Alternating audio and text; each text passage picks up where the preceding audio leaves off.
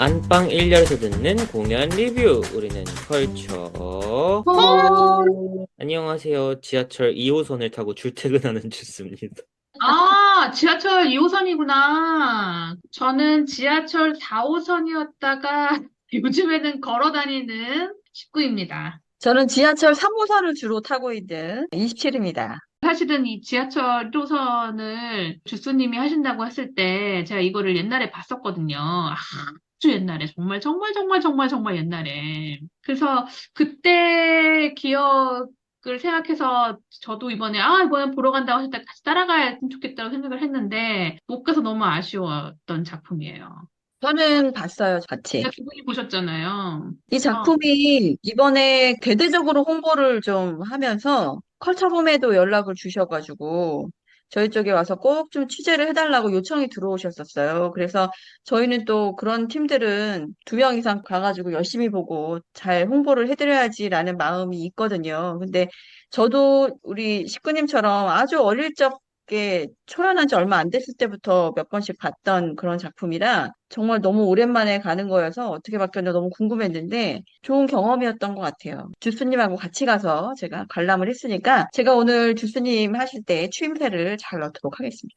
우리 식구님도 추임새 넣어주시면 되겠네요. 옛날 추억. 네. 옛날 추억을 생각하면서 그 추억에 대한 저의 감정을 이제 일으키기 위한 이 화이팅이라는 거를 꼭 알아주시기 바랍니다. 그래서 네. 저희가 내년에 초연 30주년을 맞이하는 올해 29년이 된 뮤지컬 지하철 1호선을 관람하고 왔는데 개막 전부터 연락을 주셔가지고 유명한 작품이고 정말 유명한 단체에서 연락을 주셔서 감사한 마음으로 보러 갔는데 하필 보러 가는 전주인가 굉장히 마음 아픈 기사가 떠서 무거운 마음으로 보게 됐어요. 바로 이제 김민기 학전 대표님께서 암투병과 코로나로 인한 경영난 때문에 학전을 창립 30주년을 맞이하는 내년 3월까지만 운영을 하시고 지하철 1호선 같은 경우에는 올해 12월 31일까지만 공연을 하고 그 후에 김광석 콘서트를 잠깐 하시고 그 다음에 고추장 떡볶이 어린이 뮤지컬을 하시고 이제 아이의 학전 문을 닫으시겠다는 소식이었거든요. 이전에 학전 그린이 갑자기 문을 닫게 됐을 때에도 빨래가 갑자기 공연을 못하게 돼서 급작스럽게 그렇게 문을 닫게 됐다 그래서 굉장히 안타까웠는데 학전 블루까지 이렇게 갑자기 문을 닫게 된다고 하니까 굉장히 마음이 아팠고 기적이 일어나서 잘 되면 좋을 것 같아요. 왜냐면 지금 동숭아트센터 같은 경우에도 서울문화재단 인수해서 코드로 화려하게 잘 바꿔서 운영을 하고 있잖아요. 역사적인 극장이다 보니 잘 됐으면 좋겠고 씁쓸한 마음으로 관람을 하게 네. 된 지하철 1호선입니다. 예전에도 이 공연장은 아니었지만 작품이 한동안 이렇게 쉬었다가 이제 더 이상 못하겠다 이러고 이제 막을 내렸다가 수년 만에 또 하고 이런 적이 꽤 있었어요. 그래서 저는 이번에도 좀 너무 힘드셔서 그렇게 얘기하시는 것이지 이게 또 음. 지나면 몸도 회복하시고 다시 오픈할 거다. 뭐 이런 희망을 가져봅니다, 저도. 제가 알기로는 그때는 이제 어린이 뮤지컬에 도전하시겠다고 그만두신 걸로 알고 있는데 최근에 어린이 뮤지컬도 굉장히 열심히 하고 계셨고 이번 지하철 1호선의 가장 두드러지는 독특한 점이 정재일 음악 감독님 요즘 가장 대한민국에서 핫한 음악 감독님이시죠. 저는 뮤지컬 맞아요. 데뷔하실 때부터 정말 와, 이 천재는 뭐야? 싶을 정도로 지저스 슈퍼스타의 음악을 너무나 세련되게 바꾸시고 그 정재일 음악 감독님의 버전을 한번 보고 나니까 이제 너무 허전한 거예요. 다른 프로덕션을 볼 때마다. 왜냐면 1막 엔딩곡이랑 2막 첫 곡이랑을 완전히 막 새로 작곡을 하셨거든요. 그렇게 천재적인 분이신데 너무나 그 사이에 박크신 씨랑 협업을 하셔가지고 가요도 성공을 하더니만 기생충 음악으로 또 이제 미국에 집중을 받더니 오징어 게임까지 빵빵빵빵빵빵 지금 터지고 계셔가지고 뮤지컬에서 뵙기 힘들 것 같은 정재일 음악 감독님이 이 작품을 편곡을 하셨고 학전의 어린이 뮤지컬 같은 경우도 다 음악 감독을 맡고 계셨었어요. 작품 자체는 이제 리뉴얼을 거의 하지 않고 94년 초연된 이후부터 98년까지는 계속 조금씩 수정이 이루어졌다고 해요. IMF가 추가되기도 하고 그러다가 그 이후부터는 그냥 원형을 살리겠다 해서 계속 공연 중이신데 음악은 굉장히 최신의 락 뮤지컬 세련되게 신났다. 그리고 또 더 놀라웠던 점이 5만 원짜리 소극장 뮤지컬인데 러닝 타임이 2시간 40분에 인터미션까지 있는 거예요. 진짜 이런 작품이 없잖아요. 요즘 모 대극장 뮤지컬 같은 경우에는 없던 인터미션을 일부러 20분에 만들어 넣어서 아, 진짜 일부러 그 장면 너무 말이 많던데요. 2막이 35분을 아, 하면서까지 15만 원을 받으려고 진짜. 하고 뭐 80분짜리 대극장 뮤지컬은 14만 원, 12만 원 받고 그런 와중에 2시간 40분에 5만 원 맞습니다. 할인 적용 전 가격이고 할인도 많고 심지어 배우님들도 엄청 많이 출연하시고 밴드도 라이브 밴드 이런 작품이 없거든요. 김민기 선생님이니까 그렇게 하시는 거예요. 경영난이 있을 수밖에 없는 작품인 거. 없어요. 맞아요. 옛날부터 이어온 작품이니까 무대 장치랑이 단순하겠지로 생각했는데 아니에요. 다른 대학로 소극장 뮤지컬보다 전혀 무대 장치가 뒤지지 않고, 그리고 소극장이니까 오토메이션을 쓰진 않겠지만 진짜 오토메이션 쓰는 것처럼 굉장히 스무스하게 무대가 막 맞아요. 움직여가지고 깜짝 놀랐습니다. 거대 영, 장치가 들어가 있죠. 네, 계단이 이렇게 접히고 다시 펼쳐지고 접히고 하잖아요. 그 네, 무대를 거의 절반 이상을 차지할 정도로 네, 계단이 큰 역할을 하고 있는데 네, 지하철에 가면 사실 계단이 되게 많잖아요. 그 네. 상징적으로 만든 것 같기는 한데 그 규모가 엄청 크죠. 이거 그냥 그대로 홍익대학교 대학로 아트센터나 뭐 연강홀 수준의 규모에 올려도 충분히 맞- 무대가 가득 찰 것 같다 맞아요. 싶을 정도로 규모가 컸어요. 그래서 그런 거 오히려 진짜 좀 더 많은 관객분들이 보면 어땠을까? 더군다나 맞아요. 마지막 시즌이라고 했으면 또 이 맞아요. 작품을 거쳐간 유명하신 배우님들이 워낙 많으시잖아요. 조승우 배우님, 설경구 배우님, 김윤석 배우님 맞아요. 등등 진짜 유명하신 배우분들이 다 거쳐간 음, 작품인데 특별 출연이라도 부탁을 드려가지고 이미 중간에 한 번 하신 적이 있대요.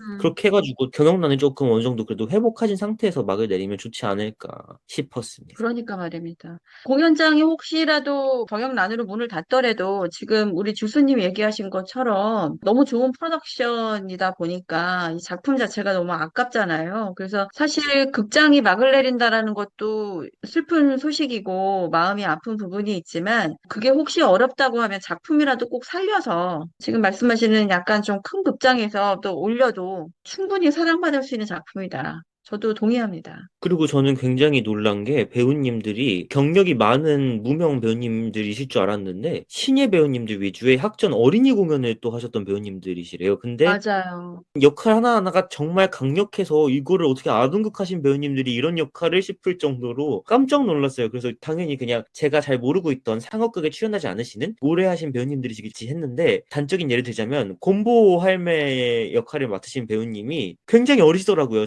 분장 때문에 전혀 맞아요. 몰랐거든요. 연기톤도 그렇고. 그래서 맞아요. 프로 공연에서 이렇게 훌륭하게 소화를 하신다는 게 정말 놀랐고 앞으로 대학로의 미래가 더 밝다고 생각했습니다.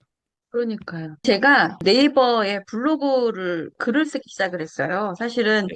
블로그를 만든 거는 2000년대 초반에, 그러니까 네이버에 블로그가 생긴 지 얼마 안 돼서부터 글을 올렸는데, 사실 그때부터 제가 꾸준히 이렇게 올렸어도 대학에서 학생들한테 강의해서 버는 돈보다 훨씬 많은 돈을 벌었을 수도 있겠더라고요. 근데 제가 그거를 멈추고 관리를 안 하다가 제가 이제 지하철 1호선 다녀온 거를 리뷰를 해서 올렸는데 글을 남기셨더라고요, 댓글을. 그 할머니 역 네, 공보 배우님이 할매가 공보 할매인데 리뷰 너무 잘 봤다고 재밌게 잘 써주셔서 감사하다고 그래가지고 너무 반갑더라고요. 그래가지고 저도 이제 그때 처음 인사를 드리고 이제 다음에 공연 또 다른 거 할 때 꼭 찾아서 보겠다고 했는데 또 마침 또 얘기를 해주시니까 너무 반갑네요. 아니 근데 그분이 그렇게 어리신 줄은 몰랐어요. 몇 살이시라고요? 25살이실 것 같아요. 아, 98년생이시죠. 근데 전혀 몰랐어요. 연기를 너무 잘하시는데요. 그러니까요. 윤선희 배우님 다시 한번 응원합니다. 좋은 작품으로 꼭 뵙겠습니다. 저희도 좋은 일 같이 하면 좋겠습니다. 그래서 너무 신선했어요. 캐스팅을 굉장히 잘하셨구나, 연출님께서. 왜냐하면 작품은 정재열님 편곡하셨던 것처럼 굉장히 견고하고 날카롭고 무게감이 있는데 배우분들은 완전 신선한. 그래서 이게 음식이라고 치면 음식이 매우 그 깊은 맛이 있는 메인 요리에 위에 신선한 토핑을 얹은 그런 느낌? 이런 작품의 포지션이 느껴지더라고요. 좋았어요. 또 신기했던 게 이 작품이 단순히 봤을 때는 너무나 창작 뮤지컬 같은데 알고 보면 독일 원작의 라이센스 뮤지컬이거든요. 그래도 그러니까. 독일적인 색채가 뭐가 있지 않을까 했는데 전혀 없어요. 완전히 한국 창작 뮤지컬 같아요. 오히려 다른 창작 뮤지컬들보다 더 진짜 창작 뮤지컬 같은데 라이센스 뮤지컬이고, 그래서인지 어느 정도 공연이 되고 나서부터는 이제 독일 원작자분들이 우리는 완전히 별개의 창작물로 생각하기 때문에 더 이상 라이센스비를 받지 않겠다라고 하셨다고 해요. 그리고 독일의 초청 공연까지 해서 이제 공연을 하기도 하셨고요. 그립스 극단의 폴커 루드비히의 리니 원이 원작이라고 합니다. 그런데 이제 김민기 연출님이 완전히 번안 각색하셔가지고 찾아보게 되더라고요. 독일 원작은 어땠을까? 어느 정도를 어떻게까지 각색을 하셨을까? 영상 같은 게 있나요? 영상은 없고 분석하신 논문들이 되게 많더라고요. 이게 워낙 기념비적인 작품이다 보니까. 주인공 같은 경우에 한국에서는 연변에서 온 처녀 선녀가 갓 서울역으로 와가지고 자신의 약혼자인 제비를 찾아서 588이 어디냐고 묻는데요. 이 588의 정체가 굉장히 충격적입니다. 바로 청량리에 위치한 사창가인데요. 선녀는 그걸 믿지 못하고 계속 거기를 돌아다니면서 여기가 588이 맞냐고 묻죠. 그 사창가에는 걸레라는 매춘부와 안경이라는 몸을 숨긴 운동권이 있고요. 그다음에 그들이 자주 가는 단골집에 포장마차 곰보 할매가 있고요. 다양한 인간 군상들을 다룬 뮤지컬이에요. 이게 레뷰 뮤지컬이라고 해서 특별히 한 명의 주인공이 있는 게 아니라 각자 자신의 이야기를 하는 뮤지컬이고, 가장 유명한 레뷰 뮤지컬 같은 경우에는 저희가 리뷰했던 캐츠도 있고 다양한 작품들이 있죠. 제가 사실은 지하철 1호선에 대해서 궁금했던 것 중에 하나가 요즘에는 우리가 라이센스를 득하려고 하면 엄청난 네. 제한들이 많잖아요. 절대 뭐 고치지 말아라. 뮤지컬 같은 경우 디자인까지도 똑같이 해야 된다. 거의 레플리카처럼 이제 만들어야 된다. 이러는데 김민기 선생님은 어떻게 라이센스를 득하셨는지 모르겠어요. 이게 각색이라든가 음악 창작이라든가 이런 것들이 굉장히 자유롭게 할 수 있게 라이센스를 받으신 것 같은데 그게 옛날에서 가능했던 건지 아니면 김민기 선생님에서 가능했던 건지 아니면 개인적인 커넥션 때문에 가능했던 건지 참 궁금해요. 그러니까 김민기 선생님이 이 작품을 어떻게 알게 되었을까? 그것부터 시작해갖고 독일 작품인데 사실 우리가 브로드웨이 공연이야 여러 가지 많이 알려졌다고 하지만 독일 작품을 우리가 접하기 쉽지 않잖아요. 여러 가지 이 초기 서사들 궁금하네요. 김민기 선생님이 어떻게 알고 계셨는지는 모르지만 어떻게 각색을 하실 수 있었냐는 알 것 같은 게, 독일 분들이 상대적으로 그런 것에 있어서 관대하시더라고요. 지금 음. 우리나라에 굉장히 인기 있는 미하엘 쿤체 실버스터 레베이 콤비 같은 경우에도 미하엘 쿤체 작가님이 독일 분이시거든요. 작가님은 오히려 논레플리카로만 작품을 파시는 분이고, 그렇게 각색된 자기의 작품을 보러 가는 것을 즐기시는 분이세요. 그래서 지난번 한국에 내한하셨을 때 제가 질문을 한 적이 있어요. 블루스퀘어에서 한 적이 있거든요. 쿤체 선생님이 자기가 너무 좋아하는 질문이라고, 자기는 그렇게 자기 작품이 재창조되는 것을 보는 것 자체가 너무 즐겁대요. 반면에 미국, 영국 같은 작가님들은 내 작품을 약정하는 것에 있어서 불쾌함을 느끼시는 분들이 많은데, 제가 요즘에 작품을 하나를 이제 라이센스를 얻으려고 지금 접촉하고 있는 데가 있어요. 제가 하려는 작품은 당연히 아니고요. 누군가 이제 도와달라고 해서 하고 있는데 거기 이제 계약서가 있잖아요. 이건 네, 뮤지컬이 아니고 연극이에요. 근데 계약서 조항에 있는데 당연히 이제 뭐 수정하면 안 된다 뭐 이런 얘기들이 있죠. 근데 우리는 윤색이라는 개념이 있잖아요. 여러분 네, 아시겠지만 혹시 이 청취자님들은 아시는지 모르겠어요. 윤색이라는 거는 각색과 달리 그 언어를 좀 배우들의 호흡이나 배우들의 발성에 맞게 다듬어주는 역할을 하는 거거든요. 그래서 이제 우리가 사실은 듣기 편해야 되고 발음하기도 편해야 되잖아요. 공연 자체가. 번역 투가 아니라 실제로 사람이 대화하는 듯한 표현으로 바꿔주는 게 이제 윤색 작업이에요. 근데 이제 이거를 저한테 의뢰하신 연출님이 저한테 아니 근데 우리 윤색을 해야 되는데 윤색도 이거 걸리는 거 아니냐. 우리 이거 윤색도 얘기해야 되는 거 아니냐, 막 이렇게 말씀을 하시는 거여서 내가, 윤색까지는 안 해도 된다. 각색만 안 하면 되고, 번역가가 오케이 한 윤색이기 때문에, 그거는 원작자에게까지 우리가 승인을 득할 필요는 없다라고 얘기를 하긴 했는데, 이 정도로 우리가 지금 두려움증이 생긴 거야.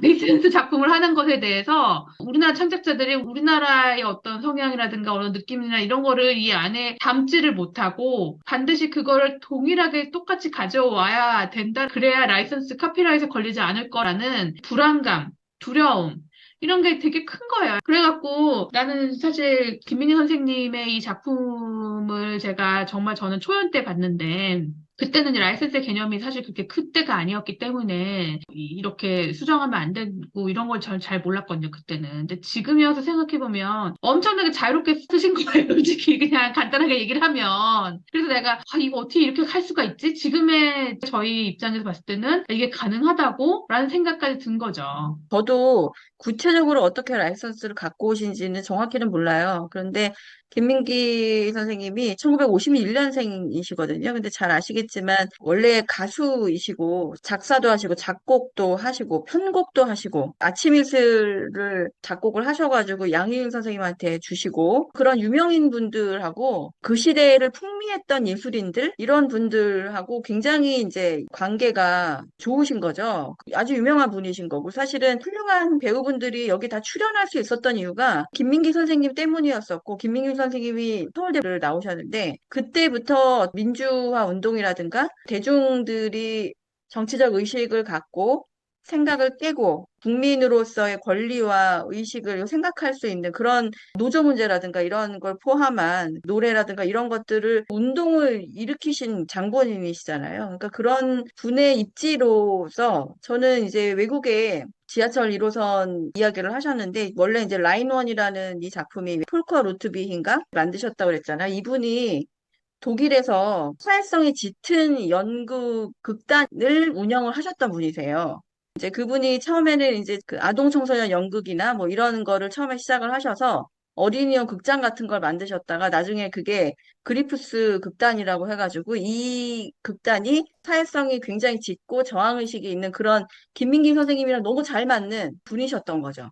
그래서 제가 이제 그거 확인은 안 했지만 이분과 교류가 있었을 것이고, 그래서 이 공연장에서 보시고 혹은 어떻게 연락이 돼서 이런 작품을 한국에서도 할 수 있는 저작권을 좀 가지고 오실 수 있지 않았을까라는 생각이 들고, 이분이 말씀드렸던 것처럼 단순히 어떤 저작권을 라이선스를 계약을 하시는 에이전시였었더라고 하면 이런 게 없었을 텐데, 본인도 예술가시고 그분도 예술가와 예술가들끼리 만난 거고 이런 사회성 짙은 연극과 예술로 만났기 때문에 이런 교류가 가능하지 않았을까. 그래서 나중에 저작권 요구를 받지 않겠다라고 얘기한 것도 김민기 선생님을 존중하는 의미에서 그러지 않았을까라는 추측을 해봅니다.